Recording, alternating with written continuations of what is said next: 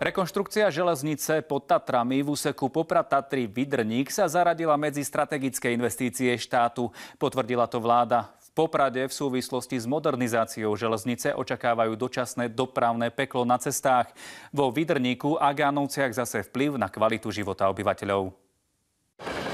Modernizovať budú v úseku vyše 14 kilometrov. S kamerou najskôr nakrúcame v obci Vydrník. Trať sa tu kľukatí a starosta vysvetľuje, že aj preto chodia tadiaľto vlaky pomaly. Tu je vo Vydrníku také esičko a kvôli tomu sa to modernizuje, kvôli rýchlosti. Teraz ide 90 si myslím a majú zrýchliť rýchlosť na 130 a ešte vyššie. V smere na Poprad jazdia vlaky cez železničný tunel, ktorý nahradí celkom nový. Nachádzame sa za obcov Vydrník, kde už vidieť terénne úpravy na mieste, kde bude v budúcnosti stáť nový železničný tunel Špáni Háj.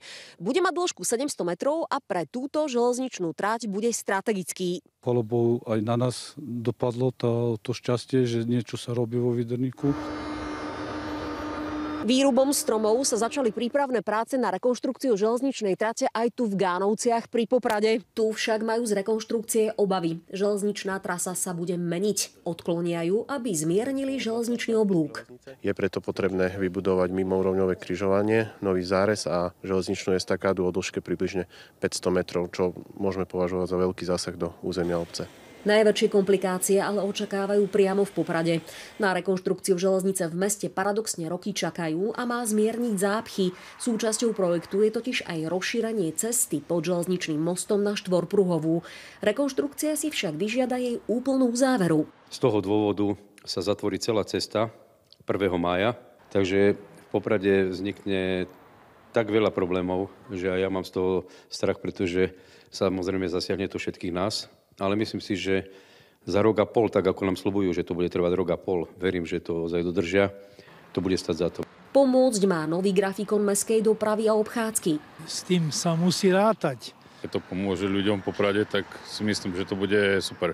Však toto už bola temer patová situácia, keď bola dopravná špička, takže sa z toho tešíme. Budeme musieť vydržať, ale tak ako to hovorím vždy zo srandy, konečne Poprad bude mať zápchy ako veľkomesto.